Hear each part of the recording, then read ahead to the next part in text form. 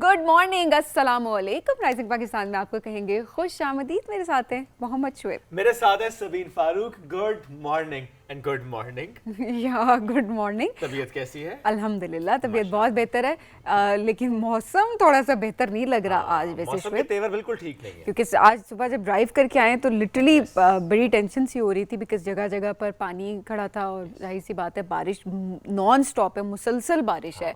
सो जाहिर सी बात है उसमें एहतियात करना बहुत ज़रूरी है ड्राइविंग के हवाले से। लेकिन बहुत सारे ढीठ लोग मैंने देखे जो कि वाकई बिल्कुल ये सोच समझ के चला रहे थे कि ना उन्हें अपनी जान की परवाह होती है और ना ही किसी दूसरे की जान की परवाह होती है। मतलब ये मैं सुबह का हाल देख रही थी और उसके बाद पूरा दिन क्या हालात होंगे वो तो अल्लाह ही हाफिज़ है। एब्सोल्युटली। और सुबह के वक्त वाकई बहुत सी जगह ऐसी थी जहाँ पर हमें देख रहे थे कि जैसे अंडर पासेस होते हैं या फॉर दैट मैटर जहाँ पर भी स्लोप्स होते हैं वहाँ पर पानी का बहाव है, चूँकि ज़्यादा पानी बहुत ज़्यादा है। अब ऐसे में एहतियात, जो सबीना आपने बात की, इट्स वेरी वेरी इंपॉर्टेंट। हमने कल भी इस पर बात की थी कि एहतियात करें प्लीज़। कहीं पर जाते हुए ज़रूर देख लें, कहीं पर अगर पानी ज़्यादा खड़ा है तो वहाँ से उस वक्त ना गुजरें। इस्लामाबाद के केस में ये होता है कि जैसी बारिश रुकती है इन फ्यू मिनट्स वो पानी की निकासी हो जाती है, चूँकि स्लोप्स हैं। बट बहुत से शहर ऐसे हैं, बहुत से इलाके ऐसे जहाँ थोड़ा सा वक्त ज़्यादा लग जाता है। इंतज़ामिया भी काम कर रही थी बट स्टिल थोड़ा सा पेशेंस की भी ज़रूरत है। और कल मैंने एक वीडियो देखी सबीन के जिसमें एक बाइक वाला था, वो जिस तरह से गली में दाखिल हुआ और वहाँ पर एकदम से वो आई डोंट नो वो खड्डा था, मेन होल था, गड़ा था, मेन होल था, यस। तो वो जिस तरह से वो गिरा, तो इसलिए हम ये बात कर रहे हैं कि पहले तो ये कि ज़रा इंतज़ामिया को भी ज़्यादा काम करने की ज़रूरत है ताकि बारिश के दिनों में, बारिश के वक्त में कहीं पर अगर मैन होल खुला है तो उसे बंद किया जाए, ढक्कन लगाया जाए। लेकिन अगर सिचुएशन ऐसी है कि पानी खड़ा जहाँ पर नहीं आपको मालूम होता कि अच्छा कोई गड़ा हो सकता है, खड्डा हो सकता है, कोई ऐसा मैन होल ओपन हो सकता है, तो प्लीज़ एहतियात करें, चूँकि आपकी जान बहुत ज़्यादा कीमती है।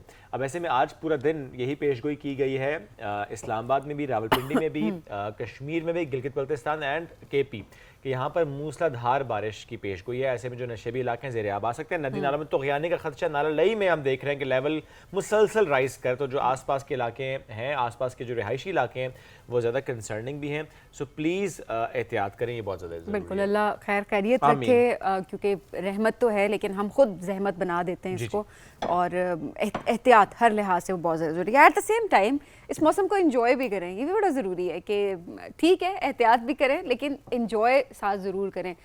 किसी घर में पकोड़े बन रहे होंगे, कहीं से समोसे बन रहे होंगे, कहीं पर बिरयानियाँ बन रही होंगी, मज़े मज़े के खाने, क्योंकि वाकई गर्मी का जोर जब टूट जाता है तो उसके बाद खाने पीने का भी बहुत ज़्यादा दिल कर रहा होता है। बिल्कुल, पाकिस्तान में बारिश के मौसम का मतलब है पकौड़ों का मौसम, पकौड़ों का मौसम, और या फिर खाने पीने का मौसम। कुछ लोग ये कहते हैं ना गर्मी में हम मीठा वैसे नहीं खा पा रहे होते, लेकिन ज़रा सा मौसम जब बेहतर होता है तो फ़ौरन से पकवान चढ़ जाते हैं। तो उसमें भी एहतियात ज़रूर करें लेकिन इंजॉय भी ज़रूर करें। एक प्लेट पकौड़े खाएं ना। हाँ, तो आज अब हमें ज़रूर एक प्लेट, पूरी फैमिली की बात कर रहा हाँ ये बात ठीक है, वरना कुछ लोगों ने सीरियस लेके वाकई जो रमज़ान की तरह एक प्लेट से मेरी वो बिल्कुल छोटी वाली प्लेट थी जिसमें 3-4 पकौड़े आते हैं। 4 पकौड़े भी ज्यादा है, आई थिंक 2 पकौड़े मोर। अच्छा नहीं, आप इतना ना करो। एक तो बारिश का मौसम है, आपने प्रॉपर माहौल बनाया, आपने पकौड़े बनाए, अब आप कह रहे हैं कि खाएं भी 1.5 पकौड़ा, ऐसा तो नहीं हो सकता। चलें ठीक है, खा लें 4 तो कम से कम इजाजत दो ना।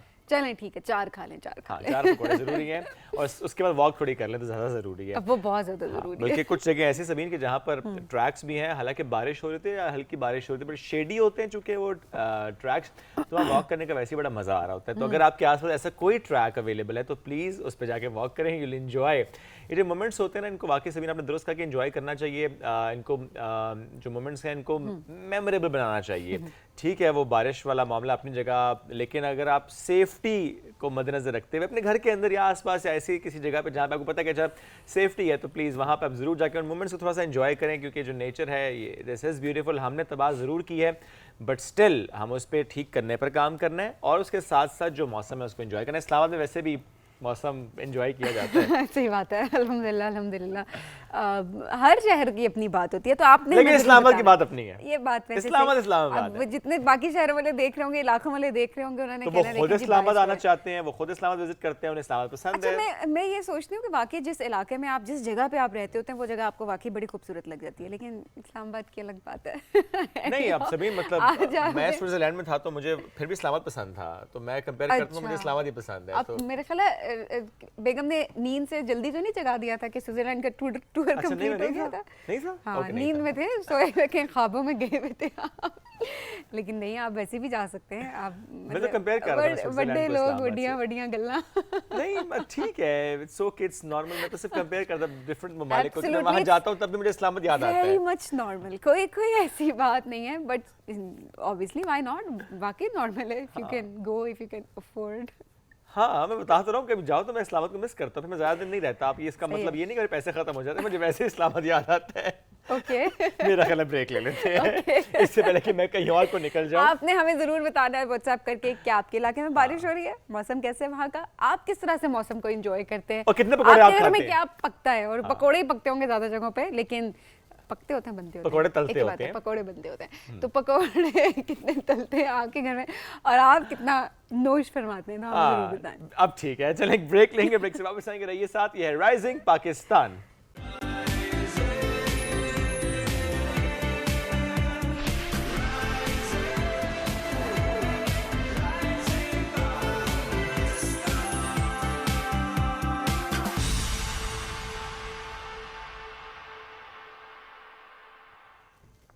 वेलकम बैक जी। राइजिंग पाकिस्तान में आपको कहेंगे खुश आमदीद। बहुत इंपॉर्टेंट टॉपिक, इस पर सुबह हमें लगा कि बात करनी बहुत ज़्यादा ज़रूरी है, और वो ये कि किस तरह से हम जेंडर इक्वालिटी पे काम कर सकते हैं, किस तरह से हम अपनी ख़वातीन को आगे ले जा सकते हैं, किस तरह से उनके लिए हम राहें हमवार कर सकते हैं।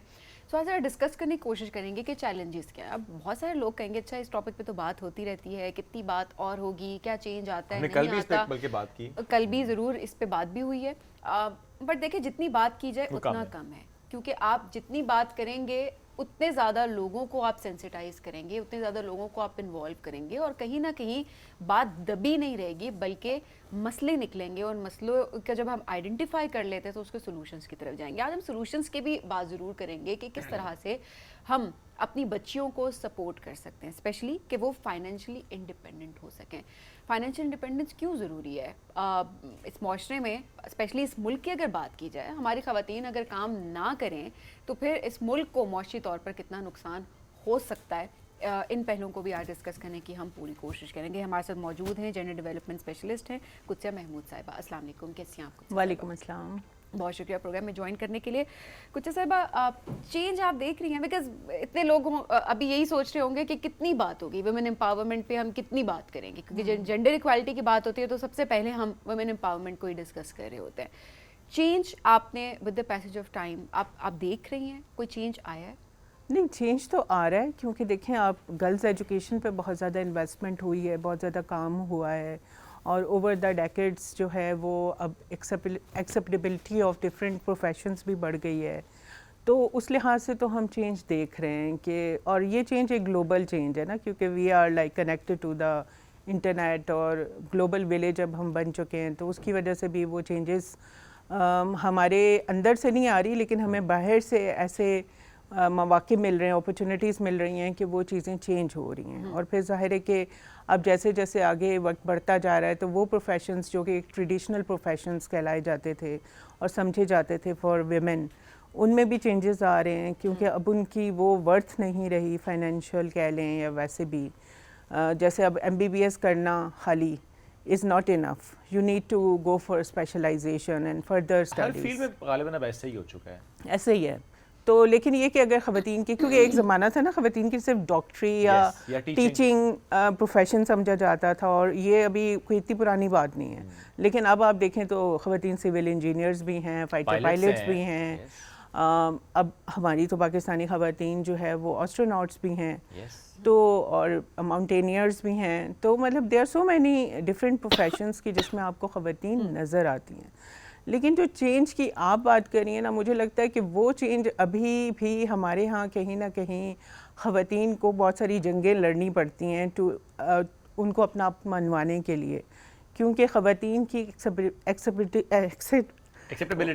एक्सेप्टेबिलिटी जो है ओवरऑल वो इतनी ज़्यादा जो है वो पावरफुल नहीं है, क्योंकि रवैये जो है अभी भी हमारे बदले नहीं हैं।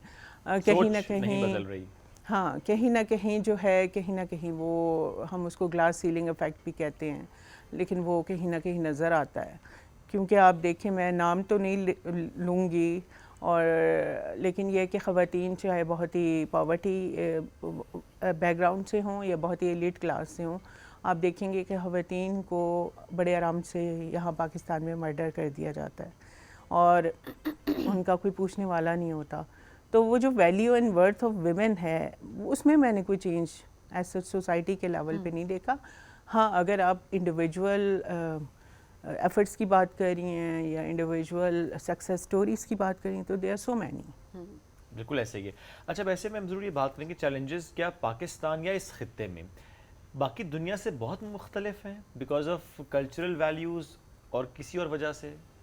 नहीं, देखिए मुझे लगता है कि दुनिया जहान में आप जाएंगे तो आपको ऑनर क्राइम्स भी मिलेंगे, आपको ख़वातीन के जो है वो रेप एंड मर्डर्स भी मिलेंगे, आपको अबडक्शंस भी मिलेंगी, आपको हर तरह के इश्यूज़ पूरी दुनिया में नज़र आते हैं ख़वातीन। और इसी तरह जो वेजेस का डिफरेंस है, ओवरऑल भी जो फॉर्मल इंडस्ट्री है पूरी दुनिया में भी ख़वातीन का जो लीडरशिप में मकाम है वो थोड़ा कम है, आपको कम ख़वातीन नज़र आती हैं। It's not only in Pakistan, लेकिन जो डिफरेंस है वो ये है कि वहाँ पे देयर इज़ अ से ऑफ अ पर्सन जो कि अनफॉर्चुनेटली अभी तक हमारे यहाँ कायम नहीं हो सकी कि एक आम इंसान कानून का दरवाज़ा खटखटाता है तो उसको इंसाफ की उम्मीद नहीं होती।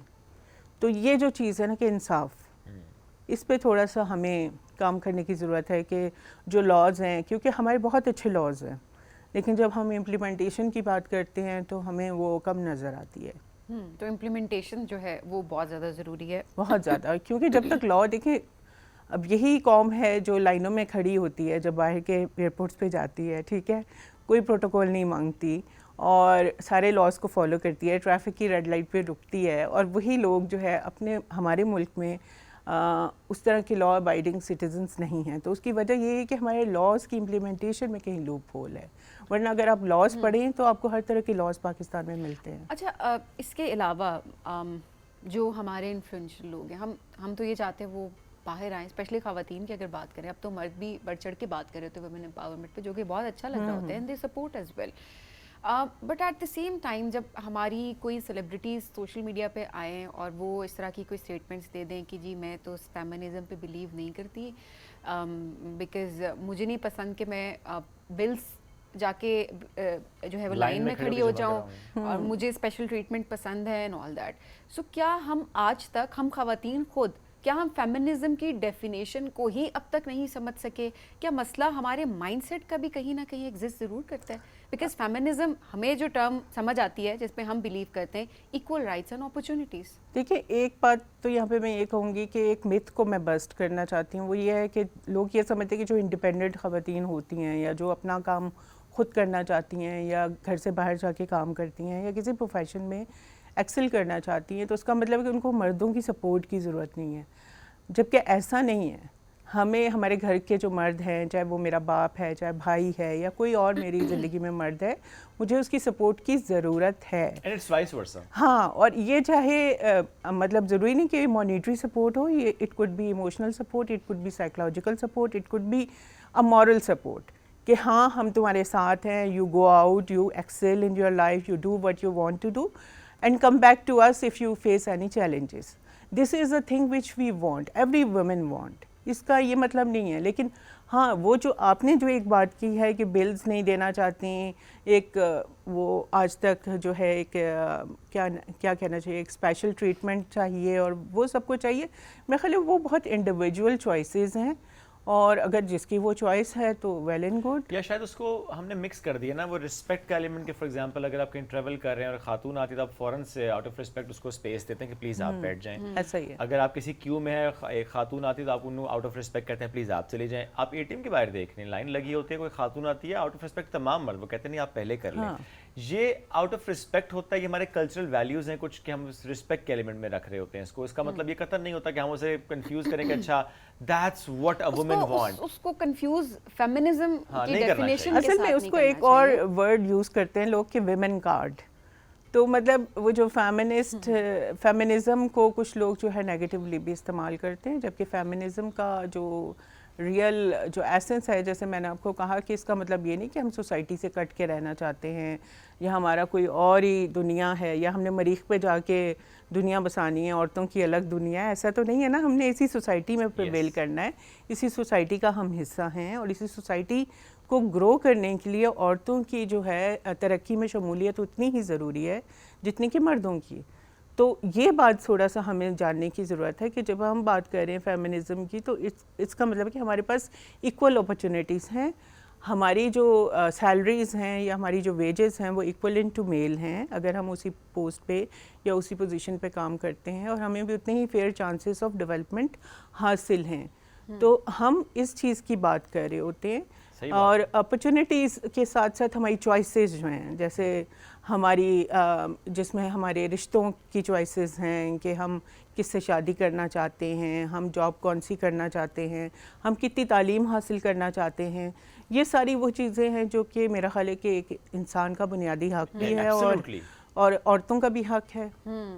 अच्छा, अब जहाँ पर अपॉर्चुनिटीज़ की हम बात कर रहे हैं, क्या अभी भी ट्रस्ट डेफिसिट आपको नज़र आता है और ख़वातीन पर आपको लगता है कि उस तरह से कंपनीज ट्रस्ट नहीं कर पा रही होती काम के सिलसिले में, कि आगे घरदारी है, बच्चे हैं, शादी है और बहुत सारी अपॉर्चुनिटीज़ उनको नहीं मिल पा रही होती सिर्फ इन बेसिस पे कि एक ट्रस्ट डेफिसिट आ जाता है कि पता नहीं ये कर भी सकेगी या नहीं कर सकेगी, या आगे चल के परसू करेगी, आपकी शादी हुई है या होने वाली है या बच्चे हैं या नहीं है, ऐसे क्वेश्चंस होते हैं। हाँ, ये बहुत ही जो है ना इसको डिस्करेज किया जाता है। मेरा चूँकि ताल्लुक डेवलपमेंट सेक्टर से है, मैं एक INGO के साथ काम करती हूँ, तो मैं आपको बताती चलूँ कि हमारा तो अभी विजन ये है कि ग्लोबली कि ख़वातीन की जो एम्प्लॉयमेंट में शमूलियत है उसको 50-50 करना है।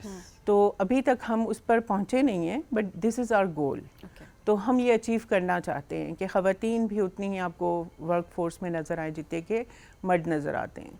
लेकिन हाँ, इंडिविजुअली अगर आप ऑर्गेनाइजेशन टू ऑर्गेनाइजेशन या ख़ास तौर पर प्राइवेट सेक्टर की कुछ कंपनीज़ को देखना चाहें या देखें तो उसमें ये होता है, और कुछ स्पेसिफिक प्रोफेशंस हैं जिसमें कि शायद ये चीज़ें ज़्यादा मैटर करती हैं। जैसे एक ज़माना था शोबिज़ में शादीशुदा ख़वातीन की कोई मार्केट नहीं समझी जाती थी, लेकिन अब ये ट्रेंड चेंज हो चुका है। अब तो बहुत सी ख़वातीन शादी के बाद इंडस्ट्री में कदम रखा है। ऐसा ही है। तो अब ये आप यहाँ से अंदाज़ा लगा लेना कि थिंग्स आर चेंजिंग स्लाइटली, और उसकी एक्सेप्टेबिलिटी भी बढ़ती जा रही है, लेकिन उसके साथ साथ जाहिर है कि जो ओवरऑल हमारे ग्रास रूट लेवल पे जो माइंडसेट्स हैं वो आपको हर तरह के मिलेंगे। That's very true.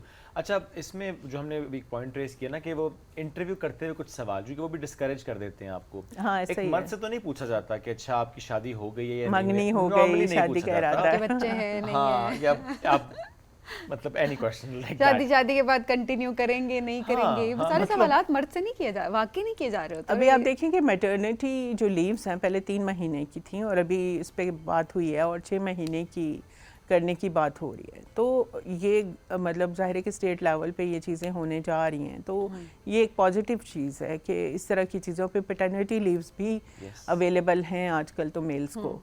तो मतलब मैंने कहा ना कि जैसे अच्छी ऑर्गेनाइजेशंस जो हैं वो इन चीज़ों का ख्याल अब रख रही हैं, लेकिन फिर वहीं पे भी कुछ इंडिविजुअल केसेस आपको मिलेंगे जहाँ पे आपको इश्यूज फेस करने पड़ते हैं, ख़ास तौर पे इनफॉर्मल इंडस्ट्री में या ऐसी प्राइवेट सेक्टर के ऐसे इदारों में। देखिए ना कहीं पे अगर डेली वेजेस के मुलाजिमीन है तो वो तो इसलिए छुट्टी करते ही नहीं है, फिर कहते हैं ठीक है फाइन विल मैनेज समहाउ, वरना तनख्वाह कटेगी। ऐसा ही है। और सबसे ज़्यादा तो अनपेड लेबर जो है वो ख़वातीन करती हैं, जिनके बारे में कोई बात ही नहीं करता। उसको तो एम्पावरमेंट भी नहीं समझा जा रहा, तो सोचता है सीधी घर बैठे हैं, हाउस वाइफ का नाम दिया जा रहा होता है। मतलब आप ख़वातीन से भी पूछे ना कि अच्छा आप क्या करती हैं, मैं तो कुछ नहीं करती, मैं घर पे होती हूँ। हालांकि वो बहुत ज़्यादा काम कर रही है, घर चला रही होती हैं, पूरा घर। ऐसा ही है। कई घर के अफराद चला रही हैं, जो कि अगर एक दिन खातून घर पे नहीं होती तो घर नहीं चलता, धर्म भरम निज़ाम हो जाता है। लेकिन वाकई उनको एक्नॉलेज ही नहीं किया जा रहा होता। सिंपल एक बात नहीं हाँ ये तो बस घर रहती है। अक्सर वो जो ख़वातीन जिन्होंने प्रोफेशनल डिग्री हासिल की होती है वो जॉब करना चाहती हैं या वो किसी ऐसे सेटअप में जाना चाहते हैं जहाँ वो किसी स्किल की बेस पे कोई काम करना चाहिए, उन्हें भी कहते हैं नहीं आप बस घर रहें, आप घर देखें। अच्छा कह देते हैं घर देखें, तो कहते हैं कुछ नहीं करती, यानी पहले आपने उसे काम इसलिए नहीं करने दिया क्योंकि आपका घर चलना है, जब घर चल रहा है तो कहते हैं कुछ नहीं करती। ऐसे ही है, that is the mindset actually. बिल्कुल ऐसे ही। अब ऐसे में जब हम चैलेंजेस की बात करते हैं, इन चैलेंजेस को कम करने के लिए, क्योंकि इट्स नॉट जस्ट कि अच्छा एक मर्द की सोच ऐसी है तो शायद इसलिए हो रहा है। मैं अपने घर की चले बात कर लेता हूँ। मेरी जो मदर इन लॉ है, मेरी वाइफ जब वो बात करते हैं, अच्छा मैं फलानी जगह अप्लाई कर रही हूँ, मैंने PhD करनी है या मैंने यहाँ पे करना है बिकॉज शी वांट्स कि वो पढ़े आगे, तो मेरी मदर इन लॉ फ़ौरन तू रहन दे, तू कार बह जा। तो ये मैं अपने घर की बात कर रहा हूँ। तो ये कई घरों में ऐसे होता है कि किसी और से क्या आपने पूछना है, माएँ कह देती हैं, माएँ बाप बिल्कुल नहीं encourage एक्चुअली नहीं कर देखिए ये हमारे कम्युनिटी इन्फ्लुएंसर्स हैं ना, ये वो लोग हैं जिनकी से है घर के अंदर, चाहे वो हमारी माएँ हैं, सासें हैं, नानियाँ दादियाँ हैं, इनकी ये जो है लेगेसी को आगे चला रही होती हैं। अब जो माइंडसेट अगर वो रिवायती माइंडसेट के साथ चल रही हैं तो डेफिनेटली वो अपने लड़कों को भी वैसी ही तरबियत देती हैं और फिर वही पेट्रियार्कल अप्रोच जो है आगे विशियस सर्कल एक चल रहा है। तो अगर हमें मुझे लगता है ये सर्कल अब ब्रेक हो रहा है, ब्रेक होना चाहिए। हाँ होने की देखिए अब ज़रूरत जो है। जनरेशन है, अगर हम अपनी जनरेशन की बात करें, वो ये सोच नहीं रखते। वो जिस तरह से भी आपने बात की ना इक्वल अपॉर्चुनिटीज़ की, वो इस पर बिलीव करते हैं। वो अपने बच्चों की तरबियत में भी यही बात कर रहे हैं कि चाहे लड़का है चाहे लड़की है, नहीं, तरबियत एक जैसी होगी, अपॉर्चुनिटीज़ एक जैसी होनी चाहिए, कोई फ़र्क नहीं होना उसमें। तो जो पहले के हमारे जो हमारे बुजुर्ग हैं, हम ज़रा वी डू रिस्पेक्ट उनकी सोच को, लेकिन ज़रा वो उस वक्त शायद काबिल अमल थी, अब नहीं है काबिल अमल, या हम उसको एक्सेप्ट उस तरीके से नहीं करते। हम कहते हैं कि नहीं अब नहीं, अब चाहे आपकी बहन है, चाहे बेटी है, चाहे बीवी है, कोई भी है, मतलब खातून, आप कहते हैं भाई काम करना है और ये ज़रूरी है। नहीं वो कुछ सेक्टर्स तक महदूद है, बाकी Okay. अगर आप ग्रास रूट लेवल पे देखें तो आज भी मर्द जो है औरत को इस वजह से कत्ल कर देते हैं कि उसने बेटी पैदा की है। तो ये कोई पुरानी खबरें नहीं है, ये अभी की मैं बात बता रही हूँ। आए दिन ऐसी खबरें तो social इसी media तरह पर। हालांकि उस different- बेटी के पैदाइश में लेट्स टॉक सेंस बायोलॉजिकली हाँ। कि अगर बेटी की पैदाइश होती है तो फादर ऑब्वियसली क्रोमोसोम फादर की तरफ से गया है। तो मैं इसलिए Scientific, बात करूं तो पहले proof- तो ये कि चलो रहमत है, लेकिन अदरवाइज वो जो लोग ये समझते हैं कि अच्छा चूंकि इसने बेटी पैदा की है तो वो बेटी पैदा होने में जो एक्चुअल रोल था वो वालिद साहब का था, ऐसा ही है। क्योंकि माँ ने वही क्रोमोसोम देना है X। That's it। बिल्कुल ऐसा ही है कि ये साइंसी तौर पे तहकीक से साबित है कि जो बच्चे की जेंडर होती है वो वालिद तय करता है। हाँ बाप के क्रोमोसोम से आती है। तो ये कोई ऐसी ढकी छुपी तो अब बात नहीं है, everybody knows it, but still unfortunately हमारे मुल्क में मतलब गैरत के नाम पे कत्ल हो रहे हैं, कारोकारी और इस तरह की जो रस्में वो आज भी आपको नजर आती हैं। कम है लेकिन हाँ ज़ाहिर है क्योंकि हो रही है, कम इस पे उम्र बात की करें। शादी- Exist करती हैं और जाहिर है इस पे बात करना भी बहुत हाँ, जरूरी कम है। उम्र की शादियाँ आपको आज भी नज़र आती हैं और उससे पैदा होने वाले जो मसाइल हैं वो आज भी हैं। फोर्स मैरिजेस बहुत Yes. ज़्यादा हैं। फोर्स मैरिजेस तो सिर्फ लड़कियों नहीं लड़कों की भी होती हैं कि जहाँ वो शादी करना चाहते हैं अक्सर ख़ानदानी दबाव की वजह से वहाँ शादी नहीं उनकी हो पाती और वो डिफरेंट जगह पे उनकी शादियाँ होती हैं। तो ये सारे मसले मसाइल जो हैं अभी भी क्योंकि when it comes to gender या जेंडर जब हम कहते हैं तो it's not only women, it's also male. तो जो क्योंकि male and female both voices are important. Yes अच्छा, इसमें भी ठीक है उस वक्त सिचुएशन जैसी भी हो, लेकिन जो आपने बात की ना फोर्स्ड मैरिजेस वाले, वो चाहे लड़के की हो रही है चाहे लड़की की हो रही है, बजाय इसके कि पूरी ज़िंदगी आपने बाद में मुतासर होना है और बाद में आपने कोई 2, 4, 5, 6, 10 साल बाद जाके रिबेलियस होके कुछ और करना है, कोई और एक और शादी करनी है या उस शादी से निकल जाना है, तो उस दिन कर लो जिस दिन वो फोर्स्ड मैरिज हो रही है। स्टेप उस टाइम पे लेना बहुत इंपॉर्टेंट है, but at the Yes. Same time जिस तरह से कुछ साहिबा ने कहा कि हमें हर लिहाज से अपना माइंडसेट चेंज करने की कोशिश करनी है और ये शुरुआत हम अपने घर से कर सकते हैं। अपने बच्चों को चाहे वो बेटी है चाहे वो बेटा है उसको इक्वल ट्रीटमेंट देना शुरू कर दें। सिर्फ बहन को ना कहें कि भाई के लिए पानी लेके आओ, भाई को भी कहें हाँ, कभी कि वो बिल्कुल। बहन के लिए भी पानी लेके आए, बिकॉज ये छोटी छोटी चीज़ें होती हैं, छोटे छोटे स्टेप्स होते हैं जैसे माइंडसेट हम डेवलप कर रहे होते हैं। तो ये बहुत ज़रूरी है कि हमने खुद इस माइंडसेट को चेंज करना है और चेंज हम अपने घर से ला सकते हैं।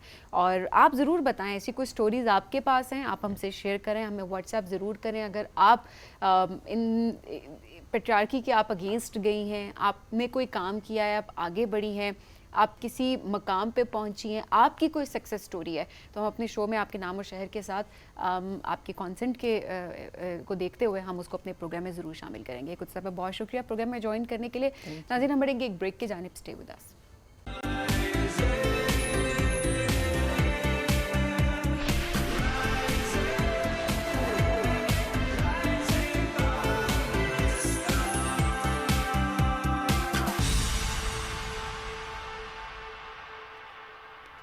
Welcome back. राइजिंग पाकिस्तान में एक बार फिर कहते हैं खुश आमदीद। हम पेरेंटिंग करते हुए बहुत सी गलतियां कर रहे हैं और बच्चों की जो तरबियत हो रही है, मैं अगर ब्रॉडर स्पेक्ट्रम में इसको देखूं तो वो दुरुस्त अंदाज से नहीं हो रही है, क्योंकि हमें सिखाया नहीं गया, हमने सीखा नहीं है, हम स्टिल सीख भी नहीं रहे हैं। हम क्या करें, बस हो जाएगा, पल जाएगा, देख लेंगे। यानी उसका स्कूल चले जाना, उसका स्कूल से वापस आके खा लेना, सो जाना, कुछ देर फ़ोन यूज़ कर लेना और कुछ देर घर के अंदर ही खेल लेना, कुछ गैदरिंग में बैठ जाना, किसी एक जगह पे उसे ले जाना, कहीं आउटिंग पे ले जाना और फिर सो जाना। हमारे ख्याल में हमें लगता है कि बस सब ठीक चल रहा है। अच्छा, कुछ बच्चे हैं जो कि शर्मीले हैं, शाय हैं, या आपके घर में भी ऐसा कोई बच्चा ज़रूर होगा जो इसके बारे में आप कहते होंगे कि ही और शी इज़ वेरी शाय, किसी से बात नहीं करता, फैमिली में उठता बैठता है, उठती बैठती नहीं है। और हम उनसे बात करने के बजाय हम क्या कर रहे होते हैं, हम उल्टा जब वो मिलने के लिए आते हैं वो बच्चे, तो हम उनको इनकरेज करने के, हम कहते हैं टाइम मिल गया, कमरे से निकल आए, अपनी दुनिया से निकल आए। और इस तरह के जो अल्फाज होते हैं, जिस तरह से आप एकदम से उनको उनकी स्क्रूटनी शुरू कर देते हैं, लेबल कर रहे होते हैं, स्नब भी करते हैं। जैसे स्कूल से बच्चा आया फौरन, अच्छा अब ये कर लो, अब ये कर लो, अब ऐसे हम बेसिकली शायद ना उनको सिर्फ डिक्टेट कर रहे होते हैं। अच्छा तुमने ये करना है, दैट्स टाइम टेबल, अब तुमने ये करना है, अब ये करना है, अब ये करना है। यानी बच्चा क्या करना चाहता है, उसकी क्या ख्वाहिश है, उसकी रूटीन क्या उसके माइंड में है, उसको तो पूछ ही नहीं रहे हैं ना। एट द सेम टाइम अगर इसके पैरेलल एक और चीज़ देखी जाए, वो ये कि अगर कोई बच्चा बहुत ज़्यादा बातें कर रहा है, बहुत ज़्यादा शरारतें कर रहा है, अटेंशन सीख करने की कोशिश कर रहा है, तो हम बस ये कहते हैं बड़ा शरारती है, बड़ा बदतमीज़ है। हम उसके बारे में भी बात नहीं कर रहे होते। एक और लफ्ज़ यूज़ करते हैं, बहुत कॉन्फिडेंट बच्चा है, बहुत कॉन्फिडेंट बच्चा है, ये भी एक बड़ा मसला होता है। बट किस तरह से हम आइडेंटिफाई कर सकते हैं कि क्या हमारा बच्चा एंशियस तो नहीं है, उसको एंजाइटी तो नहीं है, उसको कोई और मेंटल डिसऑर्डर तो नहीं है, उसके अंदर क्या चल रहा है, ये हम कभी जानने की कोशिश नहीं कर रहे होते। हम कहते हैं बच्चा इसको क्या होना है, और देखिए वही पर्सनैलिटी है जो कि उसकी डेवलप हो रही है, और यही पर्सनैलिटी लेके वो सोसाइटी में जाएगा। तो क्या हम सोसाइटी को एक अच्छा इंसान दे रहे हैं कि वो सोसाइटी में कंट्रीब्यूट करे या नहीं? बिकॉज इसी तरह के जब ट्रॉमास लेकर, इसी तरह की जब मेंटल डिसऑर्डर्स लेके, जिस तरह से अनरिजॉल्व किस्म की आपके दिमाग में एक तरह से प्रॉब्लम्स चल रही होती है ना, जिनके बारे में आप बात नहीं करते, इसी के साथ जब आप ग्रो कर रहे होते हैं सोसाइटी में, तो वो कहीं ना कहीं किसी दूसरे को उससे इम्पैक्ट कर रहे होते हैं। जिस तरह से हम देखें कि हम अक्सर कह रहे होते हैं कि ये बंदा जो है ये अपनी बीवी के साथ अब्यूजिव लैंग्वेज यूज़ करता है। अब जब उसकी आप हिस्ट्री में जाते हैं तो उसके बचपन में कहीं ना कहीं उसके साथ अब्यूज़ हुआ होता है, या उसने अपने घर में वो चीज़ें देखी होती हैं, या और कोई फैक्टर्स होते हैं। स्टिल इट्स नॉट जस्टिफाइड, मैं इसको जस्टिफाई नहीं कर रही, बट स्टिल हम बात ज़रूर ये करें कि ऐसे कौन से फैक्टर्स हैं जिनको हम आइडेंटिफाई करके सॉल्यूशंस की तरफ जा सकते हैं। इस पर बात करेंगे। अनीला खान ने हमें ज्वाइन किया, क्लिनिकल साइकोलॉजिस्ट, ऐसे बहुत से केसेस वो डेली बेसिस पर देख रही होती हैं। अनीला, अस्सलाम वालेकुम, कैसी हैं आप? अस्सलाम वालेकुम, thank you for inviting me. बहुत शुक्रिया आपके आने के लिए। आप तो बच्चों और बड़ों दोनों पे काम कर रही हैं, थोड़ा सा प्लीज आप पहले बताएं कि आजकल के डायनामिक्स में कैसे केसेस ज़्यादा आपके पास आ रहे हैं? मैं बच्चों के पर्सपेक्टिव से सवाल रखता हूं। सो आजकल जो एडजस्टमेंट के प्रॉब्लम्स बहुत ज़्यादा मेरे पास आ रहे हैं, कि एडजस्टमेंट के इश्यूज़ आ रहे हैं, क्लासरूम के एडजस्टमेंट के इश्यूज़ आ रहे हैं, फैमिली में एडजस्टमेंट के इश्यूज़ आ रहे हैं, या उनको लगता है कि पेरेंट्स डोंट अंडरस्टैंड अस, तो एक गैप आ रहा है, एडजस्टमेंट के इश्यूज़ आ रहे हैं। फिर उसके अलावा जो emotional unavailability, not just the parents but sibling as well. Okay. So that kind of things are coming toward me, and आपके प्लेटफॉर्म से मैं अमेजिंग बात ये शेयर करूँगी कि पहले मेरे पास सिर्फ लड़कियाँ थे, लड़कियाँ भी आती हैं, बट और मेरे पास से पहले सिर्फ बच्चे आ रहे होते थे, because if you are working as a psychologist, जैसे मैं डेवलपमेंट साइकोलॉजिस्ट काम करती हूँ, तो मेरे पास डिसेबिलिटी के केसेस आते हैं, जैसे वो जिनके डिलेज होते हैं, but now parents want to understand कि मेरी बच्ची एडजस्ट क्यों नहीं कर रही, या वो सारा टाइम कमरे के अंदर रहती है, जोन आउट हो जाती है, कमरा लॉक उसने करके रखा होता है, सिर्फ खाने के लिए आती है, हम दरवाज़ा खटखटाते हैं तो भी वो भूल जाती है, खाना भूल जाती है। So these are kind of a thing, but adjustment and like the time is changing, so the issues is changing as well. Fix कैसे करती हैं फिर आप? It's not about the fixing, it's about understanding about the child and helping the child to understand himself or herself. Okay. It's all about that, then how to minimize the gap between the child and the parents. Okay, like you have to work on the communication. Question कि अच्छा सिर्फ बच्चे पर काम करते हैं या कि नहीं? It's parents and child both. Both. Yes, because you know whenever we are talking about kids, we have to understand that के सिर्फ हम यूनिटी में किसी चीज़ को डील नहीं कर सकते. So being child, working with child, you have to understand that what is the parenting. Parents कैसे, उनका आपस का रिलेशनशिप कैसा है, घर का माहौल कैसा है, सिंगल यूनिट फैमिली है, जॉइंट फैमिली सिस्टम है, हिस्ट्री क्या है, पेरेंट आपस में कैसे हैं, मदर फादर एक दूसरे को कैसे देख रहे हैं, so it's all about that. अच्छा, आप आज के जनरेशन में आपको आपको ये लगता है कि ये जैसे आप गैप की बात करी है पेरेंट्स के और बच्चे के बीच में गैप, ये आपको ज़्यादा फील हो दिन रहा ब दिन होता है? ज़्यादा होता जा रहा है, दिन ब दिन yes, ज़्यादा, yes, it is, because, it is. कल परसों ही मैं देख रही थी कि किसी ने सोशल मीडिया पर शेयर किया हुआ था कि रेस्टोरेंट में बैठे थे और पिछली जो है वो टेबल है उस पर कुछ बच्चे टीनेजर्स आपस में बातें कर रहे थे एंड दे वर लाइक के बड़ा कैजुअली और बड़ा नॉर्मलाइज करके कि हमारे पेरेंट्स तो you know what my parents are very toxic और इस तरह की लैंग्वेज यूज़ कर रहे थे. सो लिटरली उसके नीचे लोगों के कमेंट्स आए और हमने कहा कि मतलब माँ बाप को या रिलेशनशिप को हमने जो टॉक्सिक वर्ड है हमने उसको नॉर्मलाइज कर दिया है. क्या वाकई अभी हर घर की कहानी है कि बच्चे एक नॉर्मल अंदाज में कहीं भी बैठे हमारे टीनेजर्स तो वो कहते हैं जी हमारे पेरेंट्स बड़े टॉक्सिक है. You know social media is ये जो जितनी भी टेक्नोलॉजी है is a blessing but as well as there are a lot of issues that is coming from social media side because when somebody is on social media या अगर आप आजकल की डिस्कशन देख लें, आजकल का सिनेरियो देख लें, Gen Z pro, this is the word they are using. A day before yesterday I was in a place like जहाँ पे समर कैंप में करी थी तो मैंने बच्चों को एक सिनेरियो दिया था. अब ये टीन एज बच्चे हैं, 12-13 साल के बच्चे हैं. I just ask them to like give them a scenario कि आप एक सिनेरियो में आपको दे रही लेकिन सिनेरियो आपने खुद डिफाइन करना है. Why you are in a principal office. तो that was some extempore kind of situation which I created over there because that was a part of emotional and social learning at that place. This is I was just doing that exercise. बच्चों ने कहा कि इसको हमने पीछे से stab किया है या इसको हमने किनारे से लगा दिया है, यू नो लाइक दीवार के साथ लगा दिया है या इसको गिरा दिया है. एंड अब देखिए स्टैबिंग एक छोटा बच्चा अगर बात कर रहा है तो that is alarming situation for us कि हो क्या रहा है. और जहाँ तक देखें कम्युनिकेशन की बात करते हैं, हम टॉक्सिसिटी की बात करते हैं, बहुत सारे वर्ड्स ना हमने एक स्लैंग कर दिया इसको नॉर्मली. फॉर एग्जांपल लोग कहते हैं मेरे हमें तो एंग्जाइटी है, हमें तो सफाई का ओसीडी है. No, anxiety is a very big problem. Don't understand that कि किसी को एंग्जाइटी है, किसी को डिप्रेशन है, बंदा कमरे से नहीं निकल सकता, वो कहीं दिनों तक खाना नहीं खाता, वो कहीं दिनों तक सोता नहीं है. यानी वो उस लेवल पे पहुंच जाता वो है, लेकिन हमने शायद कि पहले स्टेप को एंजाइटी से लिंक कर दिया. नहीं, और ओसीडी को शोएब हमने कितना नॉर्मलाइज किया हुआ है कि किसी को चीज़ें ऑर्गेनाइज करने की आदत है, किसी को सफाई की आदत है, तो उस आदत को, उस हैबिट को, नेचर को, जो कि एक बड़ी अच्छी चीज़ है भाई, इसको इतना नेगेटिव उसमें ना लेके जाया जाए. मैनेज नहीं, कोई सफाई को अगर उसको शौक है सफाई का या वो तो अच्छी बात है ना, तो ये तो अच्छी बात है, कोई बुराई थोड़ी है. लेकिन हम कह देते हैं इसका तो ओसीडी जाके हमने शायद इंटेंसिटी को समझना खत्म कर दिया. बिकॉज ओसीडी के काफी लोग मैंने देखे हैं जिनकी जिंदगी बहुत पेनफुल है और उसके साथ और बहुत सारे सिम्टम्स है जो कि आ रहे होते हैं. तो क्या वाकई ये एंजाइटी, ओसीडी, डिप्रेशन, इन चीज़ों को, इन टर्म्स को नॉर्मलाइज करने की वजह से भी लोग क्या डॉक्टर के पास नहीं जा रहे होते क्योंकि ये तो सबको है, इतना बड़ा कोई प्रॉब्लम नहीं है. थिंग इज जैसे भी आपने टॉक्सिक पेरेंटिंग की बात की थी, देखिए to be very honest because I have been working with abuse cases from different form of abuse, तो वो टॉक्सिक पेरेंटिंग एग्जिस्ट करती है. अब कोई अगर आपको ये कह रहा है कि ओके आपने क्या किया कि जब हम बच्चे की तरबियत करते तो अपने रिवॉर्ड सिस्टम्स अपने बनाए हुए हैं कि आप ये काम करोगे तो आपको चीज़ दी जाएगी, आप ये काम करो तो फिर आपको चीज़ दी जाएगी. मतलब you have to seek parent approval to be lovable. If you are giving that message to a child कि you are only acceptable when you are behaving, तो आपने पहले ही इतनी बड़ी वॉल अपने दौरान कर दी. यस, आपने दीवार पहले ही कायम कर दी विच इज अनसीन, और दिन ब दिन उस दीवार में और ज़्यादा चीज़ें आती जाएंगी. फिर पेरेंट्स अवेलेबल भी नहीं है बिकॉज उनकी अपनी लाइफ चल रही होती है. फिर there was a very interesting research जो कि अभी रिसेंटली मैंने पढ़ी है एंड दैट वाज अबाउट कि मदर जो है, जो एक अडल्ट पेरेंट है, फॉर एग्जांपल फादर, वो क्यों कभी कभार बच्चों की तरह एक्ट कर रहा होता है. या मदर, अक्सर आपने कहते हुए सुना हो कि मैं 2 नहीं मैं 3 बच्चों को पाल रही हूँ.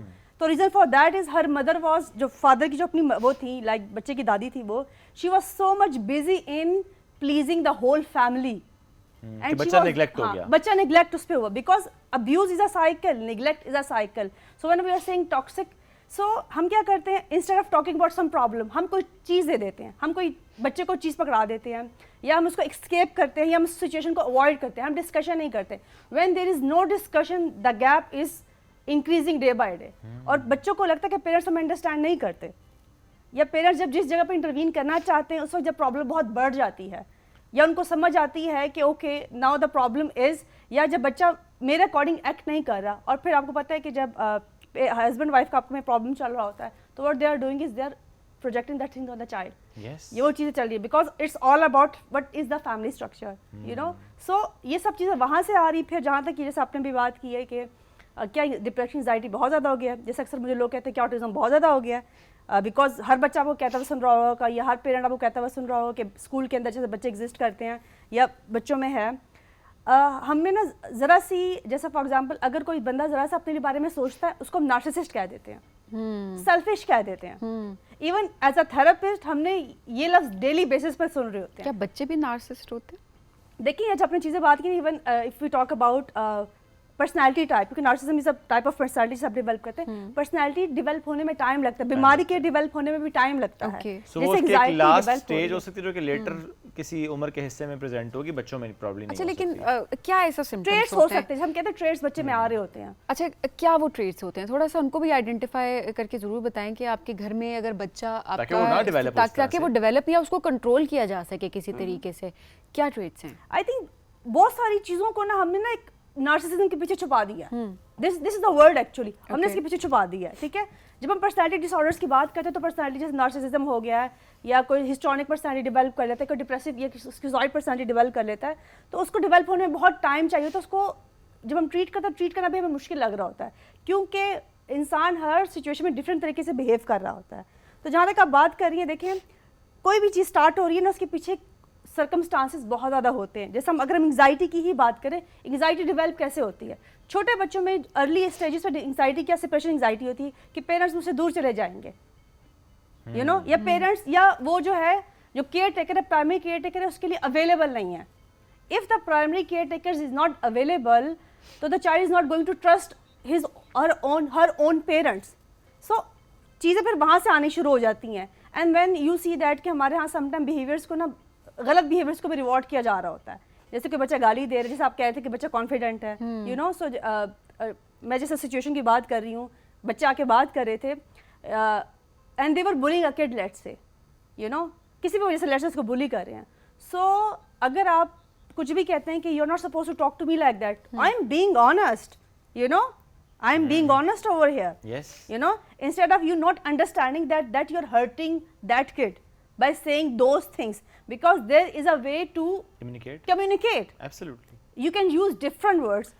एक ही बात या एक ही चीज़ आप एक मुख्तलिफ अंदाज से, एक बहुत ही ज़बरदस्त अंदाज से भी कर सकते हैं। There is always a decent way of communicating things. तो हम बड़ों के पर्सपेक्टिव में बात करते हैं। लास्टली मैं ज़रूर चाहूँगा, क्योंकि आप ट्रॉमा एंड अब्यूज़ के केसेस बहुत ज़्यादा देखती हैं, क्या सिम्टम्स होते हैं जो कि हम एज अ पेरेंट या as a part of society हम आइडेंटिफाई कर सकते हैं? अच्छा, ये जो बच्चा, इसका ये बिहेवियर है, they could be a case of a trauma and abuse, ताकि हम उससे फिर प्रोफेशनल हेल्प के लिए लेकर जाएं, प्लीज़। अच्छा, ट्रॉमा हम किसी भी सिचुएशन के बारे में कहते हैं कि वो कोई भी ऐसी सिचुएशन हो सकती है जिसमें आप थे, आपके साथ कुछ हुआ था या आपने ऑब्जर्व किया था। जैसे एक्सीडेंट्स होते हैं, तो एक्सीडेंट के बाद आपको ट्रॉमा हो जाता है।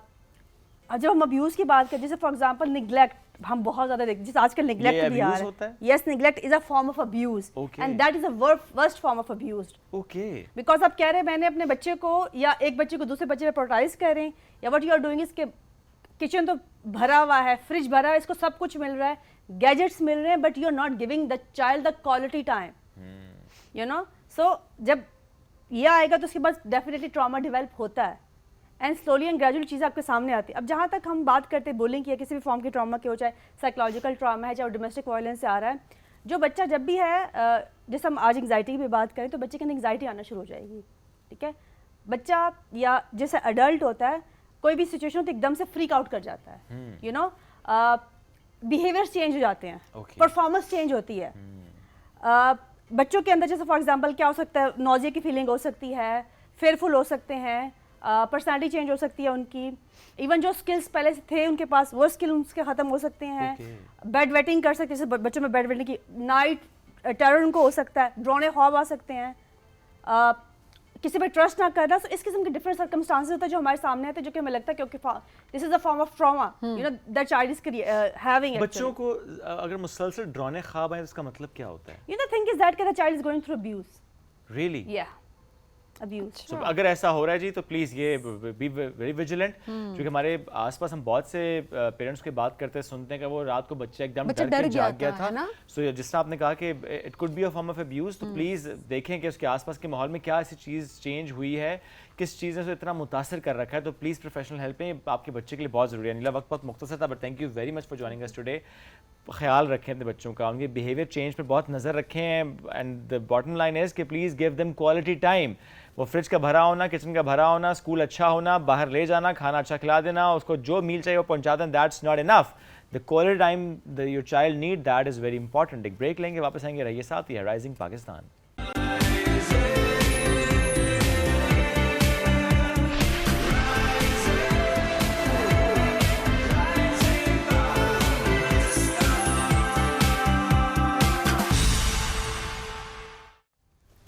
वेलकम बैक जी राइजिंग पाकिस्तान में आपको कहेंगे खुश आमदी। तालीम जितना हम इस पर फोकस करें बहुत ज़्यादा कम है, जितनी बात की जाए उतना कम है, बिकॉज ये हर बच्चे का बुनियादी हक भी है और माशरे की ज़िम्मेदारी भी है। अच्छा, अब ज़रूरत भी है। बट अब अगर देखा जाए तो हम कहते हैं अच्छा फ़लानी जगह पर बच्चों को स्कूल तक लाना बहुत ज़्यादा मुश्किल है, या स्कूल तक उन बच्चों का पहुंचना बहुत मुश्किल है, बहुत सारे चैलेंजेस हो सकते हैं, और स्पेशली ऐसी जगह जहां पर तालीम का इतना रुझान नहीं है, तालीम की इम्पोर्टेंस का इतना ज़्यादा पता नहीं है, या गुर्बत की वजह से कि पेरेंट्स अफोर्ड नहीं कर सकते, इस वजह से वो अपने बच्चों को क्योंकि उनके पास कम्यूट नहीं है और उसके बाद वो बच्चों को भेज नहीं पा रहे होते। तो इस तरह की बहुत सारी चीज़ें होती हैं जिसमें हम देख रहे होते हैं कि स्कूल्स की अवेलेबिलिटी नहीं होती। बट कितना शुएब अच्छा हो और बड़ा ज़बरदस्त एक काम हो रहा है, और वो काम है जी कि स्कूल ऑन व्हील्स। हाँ, school on wheels it's a project. आज इस पर डिटेल से बात भी करते हैं कि कितनी इस पर प्लानिंग हो चुकी है, कब एग्जीक्यूट हो रहा है प्रॉपर्ली। हमें ज्वाइन के सैयद अली हैदर नकवी साहब ने, जिन्होंने सारी इसकी प्लानिंग की है, एनजीओ रन करते हैं, उनको वेलकम करते हैं। अस्सलाम वालेकुम जी, कैसे हैं? वालेकुम सलाम। अली, इस्लामाबाद पे आपने ज़्यादा काम किया कि इसमें स्कूल ऑन व्हील्स होना चाहिए? इस्लामाबाद में हमने एक प्रॉपर विजिट हमने अरेंज किया था इस्लामाबाद पुलिस के साथ मिलके, और उसके अंदर हमने बेसिकली मेहराबादी का जो एरिया है इसके अंदर हमने मैक्सिमम 450 प्लस घरों को हमने एक डाटा कलेक्ट किया था। अच्छा। जिसकी हमने प्रॉपर रिपोर्ट बनाई थी, क्योंकि इस्लामाबाद में हम चाइल्ड प्रोटेक्शन इंस्टीट्यूट के साथ MOUs हमारे साइन हैं, तो हम उनके साथ कोलैबोरेशन में वर्किंग कर रहे हैं। यानी इस्लामाबाद में एक आपने कहा 450 घरों का एक इलाका होगा, लेकिन इस्लामाबाद की जो मज़ाफ़ात हैं बिल्कुल उस पर भी काम कर रहे हैं? ये बिल्कुल हमने जस्ट एक ओवरव्यू लिया था कि हमने एक एरिया उठाया, एक रॉ एरिया उठाया, जिसमें जो एक कच्चा एरिया था, जहाँ पर हमने वहाँ पर अपने जो टीम थी वो हमारी पूरी टीम ने 1 से 2 दिन में हमने वहाँ पर वर्किंग की, और वहाँ पर जब हमने डाटा कलेक्ट किया तो हमें वहाँ पर जो डाटा की रिपोर्ट हमारी जब एंड में बिल्ड हुई तो उसमें 60% बच्चे जो हैं वो नहीं पढ़ रहे, और 60% बच्चे जब हमारे पास नज़र आए कि वहाँ पर स्कूल्स में नहीं जा रहे और वहाँ पर स्कूल भी बहुत कम है, तो इसके ऊपर फिर हमने इस प्रोजेक्ट को लॉन्च करने का सोचा कि हम स्कूल ऑन व्हील्स को करेंगे, जिसमें हम बसेस को रेनोवेट करेंगे और उन रॉ एरियाज़ में हम बसेस को वहाँ पर करेंगे, और जहाँ पर भी मूव करना होगा जो रिलेटिव बसेस को हम वहाँ पर मूव करेंगे। जिस तरह आपने देखा होगा कि पंजाब पुलिस ने ड्राइविंग लाइसेंस के लिए बसेस को की है, तो इसी तरीके से हम इसको एक बच्चों के लिए जो यतीम बच्चे हैं जो नहीं असेस कर सकते स्कूल्स को, या जो किसी भी और वजह से या किसी भी और वजह से, तो उनको हम इस जगह पर जो है वो आगे सपोर्ट करेंगे ताकि हम उनको फ्री ऑफ कॉस्ट एजुकेशन दे सकें। तो इसके अंदर हमारा बेसिक टारगेट ये है कि जो वहाँ पे बच्चे हैं जो गरीब लोग हैं वो फ्री ऑफ कॉस्ट एजुकेशन लें। उनके अंदर हमने इसके अंदर प्लान ये किया, क्योंकि एक बस के अंदर एक स्कूल काफ़ी छोटा हो जाता है, तो हमने प्लान ये किया कि इसके अंदर हम हर मंथ के हिसाब से उनके डिफरेंट इंस्टीट्यूट्स के, डिफरेंट गवर्नमेंट डिपार्टमेंट्स के उनके विजिट करवाएं, ताकि वो जिस गोल की तरफ मूव करना चाहते हैं वो उनका क्लियर हो सके।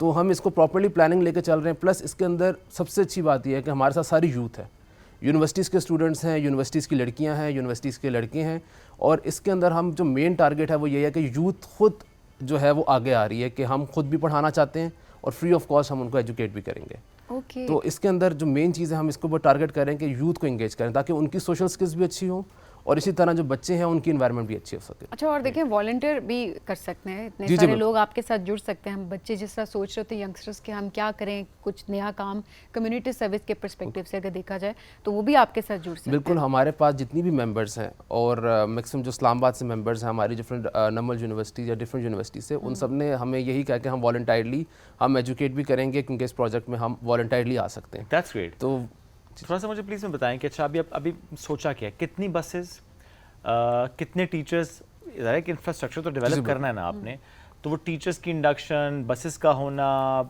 फाइनेंसेस समहाउ इन्वॉल्व होते हैं, so how are you going to manage that? इसके अंदर जो हमने प्लानिंग की है, देखिए हमारा अभी तक जो विजिट है वो एक एरिया का है, ठीक है। एक एरिया हमने उसमें से निकाला जो इस्लामाबाद में से एक रॉ एरिया, क्योंकि डिफरेंट आप तनोर वाली साइड पर जाएँ या आप बाराको वाली साइड पर जाएँ, एरियाज़ काफ़ी ज़्यादा हैं, लेकिन फर्स्ट हमने इसको लॉन्च करना है उस एरिया के अंदर जहाँ पे हमने विजिट किया हुआ, जहाँ पे हमें रोड ग्रिप है, हमें पता है कि यहाँ पर ये मैप, रोड मैप हमारे पास है। ठीक है। इसके अंदर जो अब जिस तरह सब्जेक्ट वाइज टीचर्स होते हैं, एक तो वो चीज़ आ गई। उसके बाद अब कुछ सब्जेक्ट्स अक्सर छोटे बच्चे हैं, अब यूनिवर्सिटी स्टूडेंट उनको पढ़ा सकते हैं आराम से। मतलब उसके लिए मुझे कोई प्रॉपर्ली वो नहीं करने की ज़रूरत कि मैं उसको जो है वो एडवर्टाइजमेंट करूँ या उस तरह करूँ, ठीक है। तो उसके अंदर हमें सबसे पहले चीज़ जो है, हमने ये चीज़ इस तरह करनी है कि हमारे साथ इसमें कुछ NGOs भी हैं जो एजुकेशन पे काम कर रही हैं, तो उनको हम अपने साथ रखा हुआ है ताकि हम एक ऐसा उन बच्चों के लिए वेज निकाल सकें कि हम इसमें जो एक्सपेंसेस से रिलेटेड चीज़ ये है कि इसमें जो रिक्वायर्ड है, अगर हम बस का जस्ट देखें तो हमें अराउंड 70 to 80 लाख रुपीस हमें इसके अंदर लम सम हमें पड़ेंगे, क्योंकि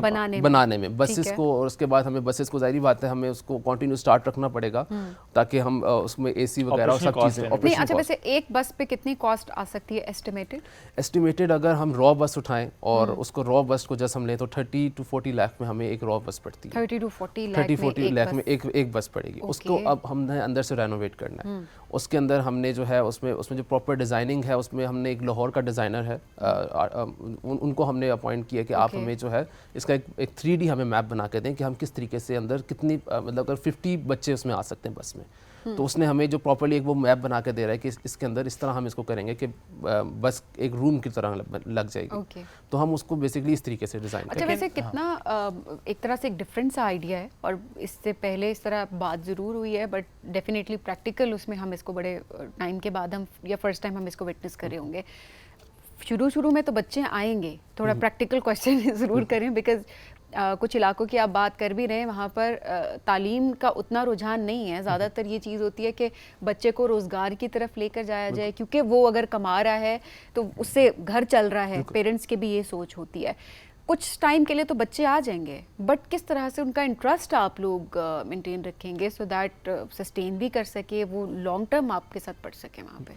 इसके अंदर देखें आप, एक बच्चा अगर मैं जिस तरह अब मैं चाइल्ड प्रोटेक्शन ब्यूरो या इंस्टीट्यूट के साथ जब काम करता हूँ, तो यहाँ पर बेसिकली कुछ बच्चे हैं जो अपना घर चला रहे हैं, ठीक है, और हम ये नहीं कर सकते कि उन बच्चों को उनका रोज़गार छुड़वा के उनको हम बैठा देंगे। अब देखें, एक बच्चा है अगर वो एक वर्कशॉप में काम कर रहा है, उसकी ग्रिप वर्कशॉप के काम के ऊपर बहुत अच्छी है, तो उसको हम ट्राई करेंगे कि किसी भी ऐसी NGO के साथ मिलकर उसको उस चीज़ का डिप्लोमा करवा दें, ताकि वो अपनी ही फील्ड में आगे जाए। उसकी जिस चीज़ में ग्रिप है वो उसमें बाहर के कुछ रिकग्नाइज NGOs हैं जिनके डिप्लोमाज हो रहे हैं। अब इस तरह वर्कशॉप में अगर वो काम कर रहा है तो वो ताकि वो बाहर के जो वर्कशॉप्स हैं या बाहर की किसी कंट्री के अंदर, जैसे सऊदी अरब होगा या कहीं पर भी जहाँ पे उसकी रिकग्नाइज होगी डिप्लोमा, तो वहाँ जाके वो जॉब कर सकता है। तो हम उनकी स्किल्स को अच्छा कर देंगे। उसमें हम डिफरेंट क्योंकि हमारे दो इन चीज़ों पर हम लेके चल रहे हैं कि एक तो वो बच्चे हैं जो स्कूल जा नहीं सकते, जो छोटे हैं, ठीक है, लेकिन अगर जो बच्चे हैं जो काम कर रहे हैं उनकी हम जो वर्किंग एबिलिटी है स्किल को पॉलिश कर देंगे। उसकी स्किल को पॉलिश कर दैट मीन्स कि कुछ ऐसे ट्रेनर्स आपके पास होंगे जो कि स्पेसिफिक इन स्किल्स पर काम करेंगे। चाहे कोई कारपेंटर किसी को आपने बनाना हो, चाहे किसी को आपने रेफ्रिजरेशन का कोर्स कराना हो, चाहे किसी को आपने ऐसी कोई स्किल देना हो जो कि बाहर, जिस हमने खुद तक बहुत से ममालिक में हम देखते हैं कि ह्यूमन रिसोर्स पाकिस्तान की रिक्वायर्ड होती है, सो वहाँ जाकर वो एक इज़्ज़त से रोज़गार हासिल कर सकें। बिल्कुल, इट्स वेरी इंपॉर्टेंट। अच्छा, इसमें लेकिन जैसा सबीन ने भी कहा ना कि वो जो बाद में बच्चों को रिटेन करना, इट्स अ चैलेंज। अब ऐसे में देखिए, इस्लामाबाद के कॉन्टेक्स्ट में अगर हम समझें इसको, चाहे वो कोई भी सेक्टर आप उठा लें, schools are nearby, schools दूर नहीं है। सरकारी स्कूलों की मैं बात करूँ तो हाँ, ये ज़रूर होता है कि सरकारी स्कूलों में भी ज़रा एक लिमिट होती है, गुंजाइश होती है, उससे ज़्यादा वो भी ज़रा उसको मैनेज नहीं कर पाते, बट स्कूल बहरहाल करीब होता है। हाँ, एक ऐसा इलाका होना, किसी ऐसे पहाड़ पर, अक्सर हम पहाड़ों पे सफ़र करते हुए सोचते हैं ना यार कि यहाँ पे लोग कैसे पहुँचते होंगे, वो जो दूर एक घर नज़र आ रहा है वहाँ पर कैसे जाते होंगे। सो उन 10-15 घरों के लिए किसी का चले जाना, किसी ऐसे सेटअप का तो समझ आता है, but in Islamabad I mean schools are nearby. इसके अंदर देखें, हमें सबसे पहले जो चीज़ है, कोई भी चीज़ करने के लिए माइंड सेट तोड़ना ज़रूरी है। अगर हम माइंड सेट के ऊपर, अगर जो लोग बैठे हुए हैं, जो मूव कर रहे हैं, अब हम मेहराबादी के एरिया में गए, वहाँ पे बहुत बच्चे थे जो रोड पे खेल रहे हैं, कोई कुछ बेच रहा है, कोई कुछ बेच रहा है, वो माइंड सेट है। उस सबसे पहले माइंड सेट पर वर्क करना है, और माइंड सेट तोड़ने के लिए हमें गवर्नमेंट की सपोर्ट भी ज़रूरत होगी।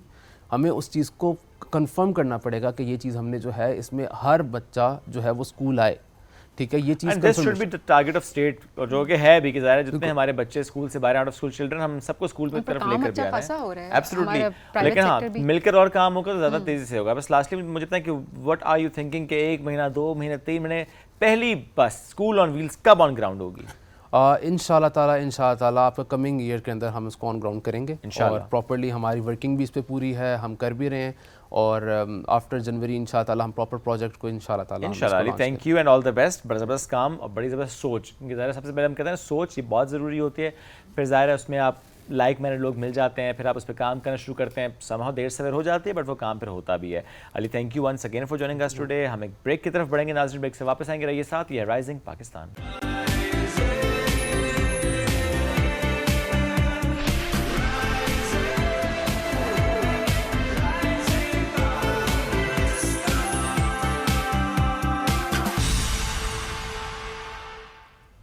Welcome back.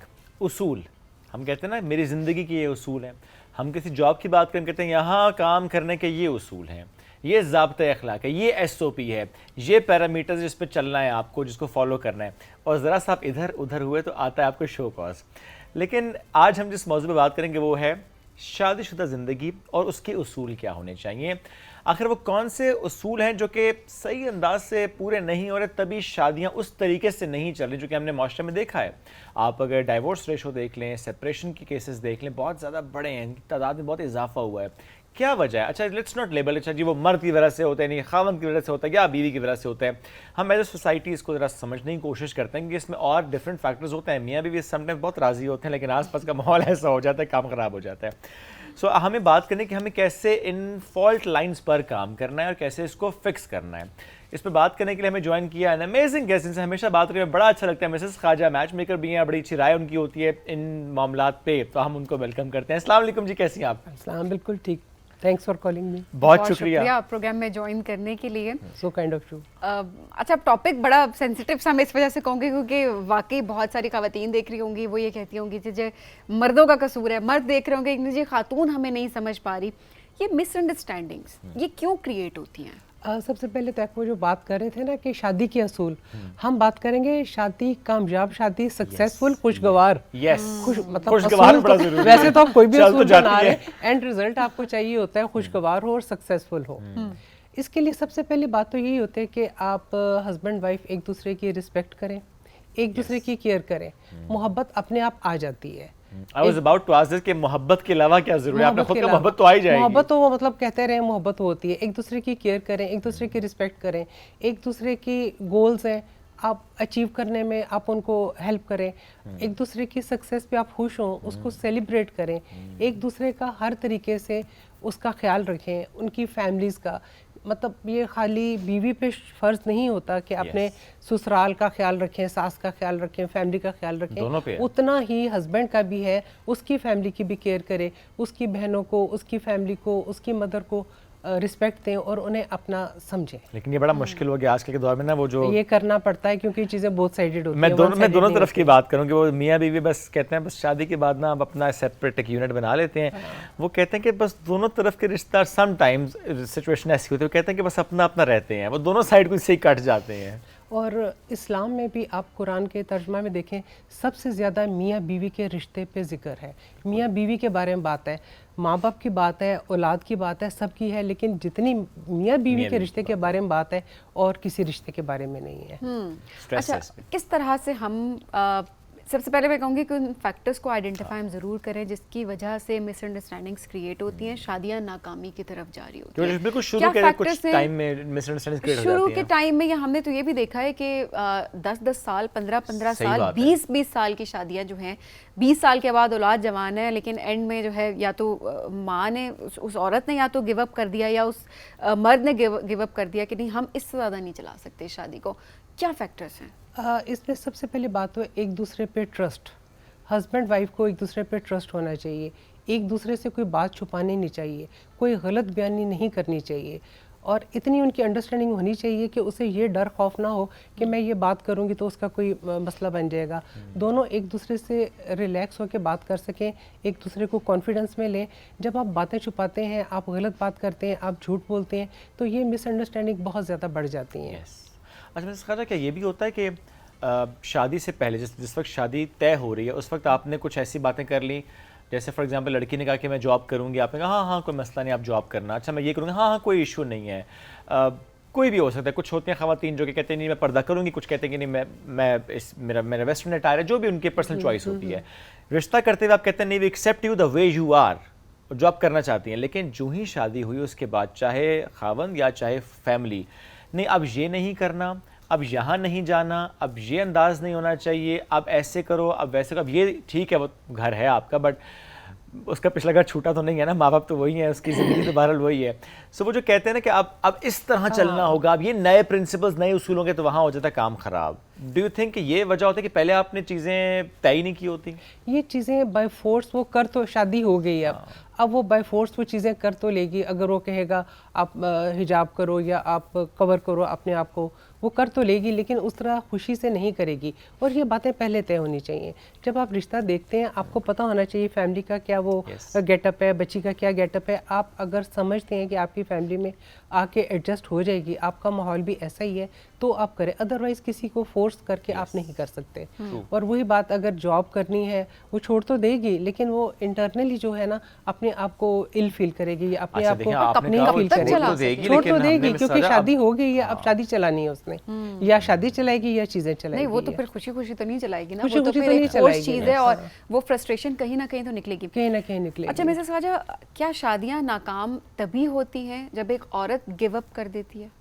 नो, दोनों तरफ से होता है, दोनों तरफ से होता है। मैं इस कॉन्टेक्स्ट में सवाल करी क्योंकि इल्जाम हमारे माशरे में सबसे ज्यादा इल्जाम औरत को दिया जाता है, लेकिन औरत आखिरी हद तक जाती है अपना घर बचाने के लिए, लेकिन कोई सिचुएशन ऐसी हो जाती है कि उसे गिव अप करना पड़ता है, जबकि कसूर दूसरी पार्टी का भी हो सकता है। अच्छा मैं थोड़ा सा इसका कॉन्टेक्स्ट अगर बिल्ड करूं, वो ये कि हम देख रहे होते हैं कि हमारी फैमिलीज में एक औरत गिवर है, हमने हमेशा यही देखा है। ख़ानदान को भी वो लेके चल रही है, घर को भी वो संभाल रही है, शौहर को भी, बच्चों को भी, ईच एंड एवरीथिंग वो मैनेज कर रही है। क्योंकि इससे पहले जिस तरह से आपने बात की ना कि किस तरीके से वो चला तो रही है क्योंकि शादी तो उसको चलानी है, बट हमने बहुत सारी ख़वातीन देखी हैं वो खुश नहीं होती हैं, लेकिन क्यों ये वाली चीज़ है कि बस वो चला रही है शादी, और मर्द की तरफ से वो वाली एफर्ट नज़र नहीं आ रही होती। एक औरत है जो कि गिवर है, वो दे रही है, घर को टाइम दे रही है, वो इन्वेस्ट कर रही है। तो इसी कॉन्टेक्स्ट में मेरा सवाल है कि क्या जब औरत गिव अप कर देती है तो क्या वो शादियां नाकामी की तरफ जा रही होती हैं कि मर्द की कोई एफर्ट नहीं होती उस रिश्ते को बचाने के लिए? मर्द की एफर्ट मोस्टली नहीं होती है। शादी को चलाने के लिए 80-90% औरत का ही हाथ होता है। वो मतलब बर्बाद भी कर सकती है घर को और आबाद भी कर सकती है। अगर वो नहीं चलाना चाहे, कुछ ना करना चाहे, तो वो फ़ौरन बहुत जल्दी गिव अप कर देती है छोटी छोटी चीज़ों को इश्यूज़ बना के। और जिसने चलाना है हर वो उस स्टेज से गुजर के हर तरीके से उसको बचाने की कोशिश करती है। लेकिन हमने ये क्यों फोर्स कर दे कि औरत ने ही बचानी है, उसी ने इन्वेस्ट करना है, उसी ने बेयर करना है। अब देखिए ना, ये जो होते हैं हस्बैंड्स होते हैं, उनके एक्स्ट्रा मैरिटल अफेयर्स होते हैं, ये कितनी चीज़ें होती हैं, तो उसमें उनका तो कसूर होता है ना। मतलब अपने घर की औरत को उन्होंने मतलब वो ग्रूम नहीं करना, उसको नहीं देना कि वो चलो तुम भी पार्लर चली जाओ, तुम भी अच्छा ड्रेसअप लो जैसे बाहर की औरतें होती हैं, उस पर इन्वेस्ट नहीं करना। बाहर इन्वेस्ट करना है, वही इन्वेस्टमेंट आप अपने घर में करें तो आपको जो बाहर है वो घर में भी मिल सकता है। और इसमें औरतों का भी है, घर में इस तरह रहेंगी कि जैसे पता नहीं वो घर वाली मेड है, बाहर जाना हो तो बिल्कुल आप ऐसे हैं कि जैसे आप मॉडल हैं। तो ये चीज़ें औरत को भी देखनी चाहिए।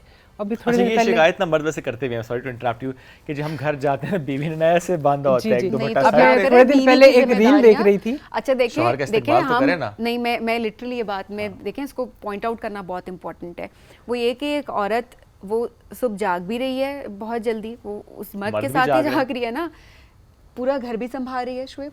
एट द सेम टाइम हमने अब इतनी औरतों को देखा है जो कि बाहर काम भी करी हैं, घर आके वो तुम्हारा घर भी संभाल रही हैं, वो फैमिलीज भी संभाल रही हैं, they have a lot of responsibilities to take care of. Let me add one thing as well कि जिस तरह ये चीज चेंज हुई ना कि अच्छा औरत घर के साथ साथ बाहर की जिम्मेदारियां अदा करी, अब मर्द भी बहुत बदल गए हैं, वो बाहर के साथ साथ घर के हाउस हस्बैंड्स भी हैं, वो घर के काम भी कर रहे हैं। बहुत कम, बड़े कम है जो आप रेशियो आप बता रहे हैं। मेरी नजर में सिर्फ एक्चुअली देखिए हमारे माशरे में मर्द को शुरू से ही ग्रूम इस तरह किया जाता है कि भाई आप मर्द हैं, ये काम आपके नहीं है, ये काम औरत के हैं। जबकि हम बेटियों को कहते हैं कि आपने अगले घर जाना है, उसकी ट्रेनिंग पे हम बहुत जोर देते हैं, जबकि बेटों को हम लोग ट्रेनिंग नहीं देते कि भाई आपने कोई लड़की लेके आनी है, आपको उसको रखने की तमीज़ आनी चाहिए। ये बहुत इंपॉर्टेंट और मर्द रोते नहीं है, मर्द रुलाते भी नहीं है। जो मर्द औरत को रुलाता है या उसको ट्रीट नहीं करता प्रॉपर, तो उसका तो कोई फायदा नहीं है। ये बहुत इंपॉर्टेंट। और वही मियाँ बीवी देखें एक दूसरे का लिबास होते हैं। लिबास आपको ग्रेस देता है, Yes. लिबास आपको प्रोटेक्ट करता है, Yes. लिबास आपकी खामियों को छुपाता है। तो मियाँ बीवी को लिबास क्यों कहा गया है? जब मियाँ बीवी एक दूसरे की बातें, नेगेटिव बातों को उछालेंगे, उन्हें गलत नामों से पुकारते हैं, बाज़ औक़ात मजाक में ही गलत नाम से बुलाते हैं, उसे अच्छे नाम से बुलाएं और बॉडी शेमिंग ना करें। कैसे कोई औरतें हैवी होती हैं या फेस उनके पिंपल्स हैं, कुछ चीज़ें हैं, तो ऐसी चीज़ों पे आप उन्हें बॉडी शेमिंग मत करें। अच्छा, ये भी अगेन बड़ा इंपॉर्टेंट, क्योंकि स्पेशली जब आप की औलाद हो रही होती है या औलाद के बाद हम नेचुरली हमारी जो ये रीजन है, एशियन रीजन की बात हो, यहाँ पे जनरली जो बॉडी स्ट्रक्चर है वो ऐसा है कि खवातीन का वेट गेन होता है, मोस्टली गेन करती हैं वेट। मतलब उसको आप वो करें, इनकरेज करें, कोई बात नहीं, तुम्हारा ठीक हो जाएगा, तुम एक्सरसाइज करो, जिम करो, तुम अपनी डाइट प्लान करो, ठीक हो जाएगा, तुम बिल्कुल वैसी हो जाएगी। उसको ऐसा कर करके और डिप्रेशन में डाल देते हैं। अच्छा, मर्द की तोंद पे कोई बात नहीं कर रहा होता? मर्द की तोंद पे बात नहीं करते, मर्द के बाल भी ना रहे, तोंद भी ना रहे, कुछ भी हो जाए उस पर कोई नहीं बात करता। तो शादी के बाद औरतें चेंज होती हैं, मर्द भी तो चेंज होते हैं, उस पे बात की जा रही होती है। अच्छा, ऐसे में डू यू थिंक कि जो शादी के बाद के 6 महीने या 1 साल या व्हाट डू यू थिंक, वो क्या अरसा होता है जिसमें दोनों को बहुत विजिलेंट रहना चाहिए और प्रॉपर्ली दोनों को इन्वेस्ट करना चाहिए फॉर हैप्पी मैरिज लाइफ? ये देखिए, खाली स्टार्ट में नहीं, स्टार्ट में तो करना ही होता है आपको, थ्रू आउट करना होता है। आप एक दूसरे को क्वालिटी टाइम दें। कहने को होता है दोनों साथ साथ बैठे हुए हैं, एक ही कमरे में बैठे हुए हैं, लेकिन एक अपने मोबाइल पे लिखा हुआ है, एक अपना कोई काम कर रहा है। जब तक आप किसी को क्वालिटी टाइम नहीं देंगे, आपकी अंडरस्टैंडिंग नहीं होगी। दोनों के जो एक दूसरे के हॉबीज़ होती हैं, आप उसमें इंटरेस्ट लें, दोनों इकट्ठे कहीं आएँ, कहीं जाएँ। हफ्ते में एक दफ़ा मियाँ बीवी अकेले कैंडल लाइट डिनर करें बच्चों को छोड़ के। फिर 2 हफ्ते में एक दफ़ा सुबह से शाम तक के लिए एक आउटिंग ट्रिप रखें। फिर 3 महीने में 2-3 दिन के लिए कहीं जाएं। तो आपको ये रिफ्रेश करने पड़ते हैं। जैसे कहते हैं ना, पौधों को पानी देते हैं तो वो तो ये रिश्तों का निखरते हैं। रिश्तों में पानी देना पड़ता है, उसमें इन्वेस्ट करना पड़ता है। जब तक आप उसे रिफ्रेश नहीं करेंगे, आपकी मोहब्बत नहीं खरीदेगी। और इजहार करना बहुत ज़रूरी है। मतलब लोग कहते हैं कि जी वो ठीक है, मोहब्बत है, उसे पता है, लेकिन इजहार नहीं करते। जब हर जज्बे का इजहार कर सकते हैं, गुस्सा आता है उसका इजहार करते हैं, कोई नापसंदीदगी है उसका इजहार करते हैं, तो मोहब्बत का इजहार क्यों नहीं कर सकते? सही बात है। और वक्तन फवक्तन करते रहना चाहिए। फिर बॉडी टच, हाथ पकड़ा, तसल्ली दी, थपक दिया। हस्बैंड खावन कोई परेशान है अपने उसमें बिजनेस में, जॉब में परेशान है, बीवी को कोई फैमिली प्रॉब्लम है, पेरेंट्स की प्रॉब्लम है, या कुछ उसे कोई मेडिकल प्रॉब्लम है, थोड़ी तसल्ली, थोड़ा हौसला देने से ना एकदम चीज़ें फ़र्क हो जाती हैं। चीज़ें बड़ी बदल जाती हैं। आप अगर जिद में आ जाते हैं कि दूसरे ने ऐसे कोई आपकी केयर करने वाला है, कोई आपके साथ है, कोई आपके साथ खड़ा है। अच्छा, ये एहसास होना कि someone is with me know matter what, this is a beautiful, ये बड़ी अच्छी फीलिंग है। और काफी हद तक तो आपकी हीलिंग वही हो जाती है जब आपको पता होता है कि आपके साथ कोई है। इस वजह क्या सोशल मीडिया का भी इसमें किरदार है? बिकॉज हम अब जो है वो तलाक की रेशो बहुत ज़्यादा बढ़ती हुई, सोशल मीडिया का बहुत रोल है इसमें। क्योंकि देखिए, सोशल मीडिया पे लोग अपनी सिर्फ अच्छी चीज़ें लगाते हैं। ये जी मैं उधर लंदन गई, मैंने फलानी वो गाड़ी ली, ये लिया। अपने घर में जो वो होती है ना, फाइट्स होती हैं या जो बुरी बातें होती हैं, वो कोई शेयर नहीं करता। और जो कमज़ोर ज़हन के लोग होते हैं, छोटे ज़हन के लोग होते हैं, वो ये चीज़ें देख के इम्प्रेस हो रहे हैं कि वो देखिए वहाँ जा रहे हैं, कपल ये कर रहे हैं, वो कर रहे हैं, हमें तो घर में सुकून नहीं है, हमारे तो किचन से ही जान नहीं छूटती, वो लोग वहाँ जा रहे हैं, यहाँ जा रहे हैं। तो ये जब वो कंपैरिजन करते हैं ना आप किसी से भी, चाहे रियल लाइफ में या आप सोशल मीडिया के थ्रू, तो आपके लिए वो तबाही हो जाती है। अच्छा, ये अगेन वेरी इंपॉर्टेंट फैक्टर, हमने परसों इस पर थोड़ी सी बात भी की थी कि हम ये देखते हैं मिसेस खाजा कि आपने कोई रील देखी किसी भी इन्फ्लुएंसर की, किसी क्रिकेटर की, किसी भी एक्टर की, अच्छा कि उसने ये किया अपने बेगम या अपने स्पाउस के लिए, आपने वो रील ठक अपने स्पाउस को भेजी है, देखो वो ये कर रहा है। भाई वो कर रहा है, कंपैरिजन ना, हम भी बहुत कुछ कर रहे होते हैं। सो ये कंपैरिजन है, ये शादीशुदा जिंदगी को किस तरह मुतासिर करता है? कंपैरिजन ही होता है कि वो देखें वहाँ जा रहे हैं, आ रहे हैं, आप मेरे लिए क्या कर रहे हैं। और अभी थोड़े दिन पहले मैं एक रील देख रही थी, एक हस्बैंड अपनी वाइफ का प्रोफाइल देख रहा था इंस्टा पे। अच्छा। इतनी खूबसूरत तस्वीर है, एकदम फिर बीवी पे नजर डाल के देखता है तो वो दुपट्टा ओढ़ के लगी हुई होती है आम खाने के लिए, तो कहता है ये क्या चीज़ है और वो क्या है। तो यही बात है ना, मतलब घर में भी आपको 2 डिफरेंट वो कैरेक्टर नजर आते हैं, एक इंस्टा वाला नजर आता है, चाहिए एक हाउसवाइफ वाला नजर वीडियो आता है। बनाए, स्टोरी पे टैग करे कि ये है रियलिटी ये है। और एक ये देखिए बात, आप रिश्ता जो है ना, सगा रिश्ता एक ही होता है, हस्बैंड वाइफ का। वरना सुतेली माँ होती है, सुतेला बाप होता है, सुतेली बहन होती है, भाई होता है, सुतेले हस्बैंड वाइफ नहीं होते। हस्बैंड वाइफ हमेशा सगे ही होते हैं।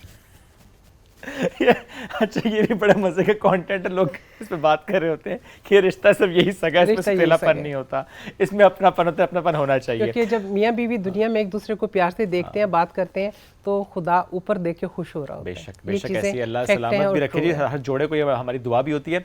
अच्छा, आप थोड़ी सी बात करते हैं कि जहाँ रिश्तों में थोड़ी दरार पैदा होती है, व्हाट डू यू थिंक उस दरार की वजह क्या मिसट्रस्ट होता है? जैसा सबीन और हम अभी बात करते थे कि कंपैरिजन कल्चर, सोशल मीडिया वाला, या इन लॉज, या आसपास का एनवायरनमेंट, और अगेन फाइनेंशियल जो कंडीशन होती है, आपके ख्याल में इस वक्त ज़्यादा इंपॉर्टेंट मेजर फैक्टर कौन सा है? मेजर फैक्टर एक तो ये है कि हस्बैंड वाइफ अकेले रहें तो ज़्यादातर इश्यूज नहीं होते। Okay. जब उनमें कोई तीसरा आता है, चाहे तीसरा लड़की की माँ है, लड़के की माँ है, उसकी बहन है, कोई फैमिली है, कोई फ्रेंड, कोई कज़न, कोई भी हो सकता है। जब तीसरा आता है बीच उसकी में, पर्सनल स्पेस में। हाँ, उनकी पर्सनल स्पेस में कोई आता है तो ये इश्यूज होते हैं। सेकंड, वो बात आती है फाइनेंस पे। फाइनेंशियल इश्यूज पे भी अक्सर इन बातें पे फाइट होती है या इन बातों पे इश्यूज बनते हैं। बात वही है, अगर हस्बैंड वाइफ दोनों बैठ के एक दूसरे से बात कर लें कि आपको क्या बात ठीक नहीं लग रही, या मुझे ये आराम से बात करें, बजाय इसके कि आप वो लड़ाई करें, शाउट करें, फस क्रिएट करें। आराम से बैठ के सारे प्रॉब्लम्स को सॉल्व करें और बात करें, और बात को इतना मत बढ़ाएं, बात जो हो उसको टाइम पे ख़त्म कर दें।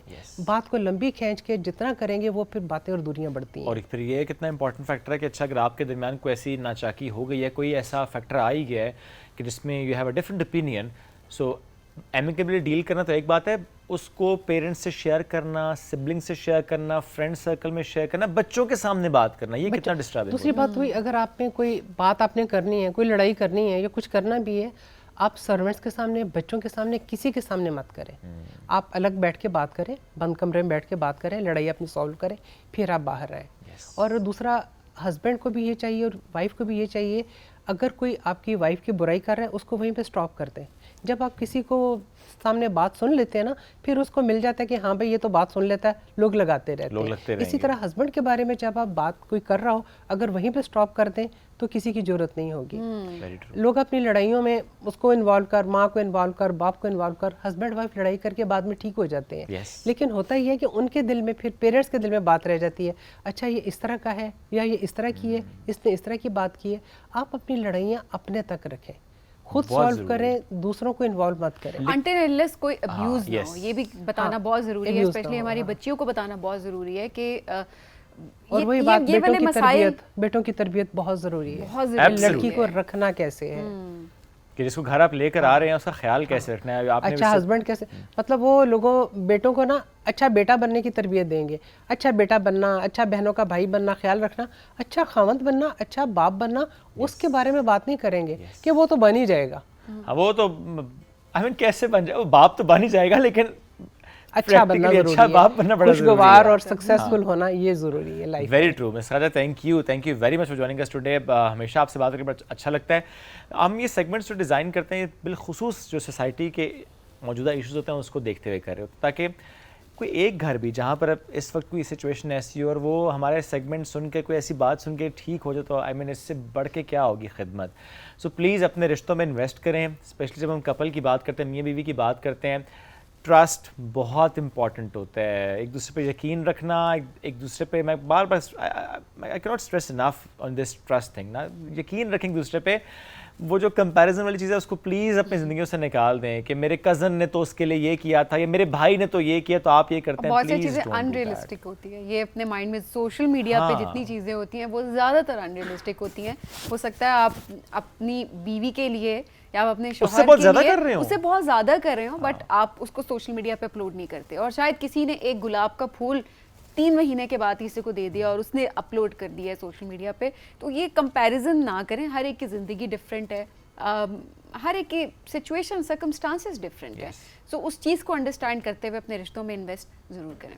और जब रिश्ता, मैं इस पर एक बात पे सवाल करता हूँ कि when you have decided to live together ना, फिर उसमें इन्वेस्ट करें, क्योंकि ये आपने ज़िंदगी का डिसीजन लिया होता है कि आप वो जो कहते हैं कबूल है कबूल है कबूल है, तो फिर उस पर ज़रा सोचें कि इतना खूबसूरत रिश्ता है कि अल्लाह अगर नापसंदीदा अमल है तो वो तलाक है, तो प्लीज़ उसमें इन्वेस्ट करें। यू कैन फिक्स एवरीथिंग, कोई इशू भी है ना, मैं कहता हूँ no matter what you can fix it. वो जो हम बात करते हैं, अच्छा वो रेड फ्लैग है, फलाना रेड फ्लैग है, अब्यूज़ है, अरे प्रोफेशनल हेल्प ले लो, इलाज करा लो, हो जाएगा, सब ठीक हो जाएगा। लिव टुगेदर, अपने रिश्ते पे इन्वेस्ट करें। इसी के साथ आपसे लेंगे इजाज़त, दोबारा मुलाकात कल करेंगे। अल्लाह हाफ़िज़।